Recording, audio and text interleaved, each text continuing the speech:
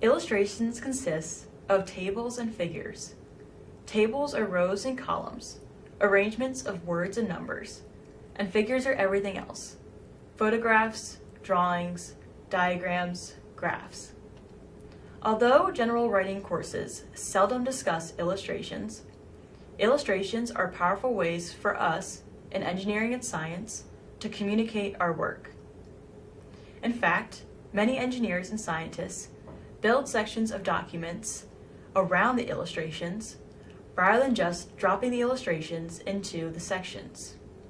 For that reason, you want to give much thought as to how you design illustrations.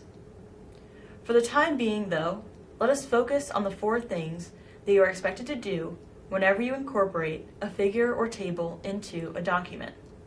And so here we have a drawing. The first expectation that the audience has is that that drawing will have a name. If that drawing is in the main part of the text, that name would be Figure 1, Figure 2, Figure 3, Figure 4. Likewise, if we had a table, it would be Table 1, Table 2, Table 3, Table 4. If the illustration were in an appendix, then the name would be slightly different: Figure A1, Figure A2, or Table A1, Table A2. So that is expectation number 1, that we name each illustration.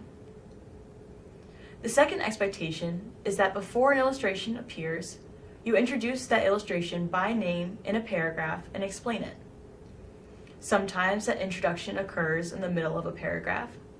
Other times it is more natural to have that introduction at the end of the paragraph. Still other times it is more natural to have it at the beginning of a paragraph. But let's say that we have it here, in the middle. One thing to know is that no need exists for you to put a tag such as Figure 4 below or Figure 4 on the next page. Your technical reader knows that the illustration will occur in the next available spot. A third expectation is that the illustration should have a title. For figures, that title is called a caption, and in most formats occurs below. For tables, that title is called a heading, and in most formats appears above.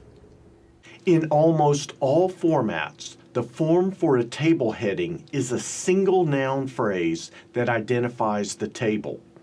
While findings in the table are discussed in the text, unusual details are often explained in footnotes. Likewise, the form for a figure caption is usually a noun phrase that identifies the figure. Unlike tables, though, many report formats allow for sentences to be added to this caption phrase that highlight results or explain unusual details. The fourth expectation, then, is that we properly place it. In an ideal world, that illustration occurs beneath the paragraph that introduces it.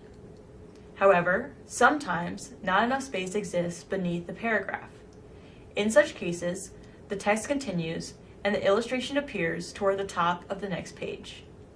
Whereas illustrations are not part of a paragraph, an equation is not only part of a paragraph, but grammatically part of a sentence in that paragraph.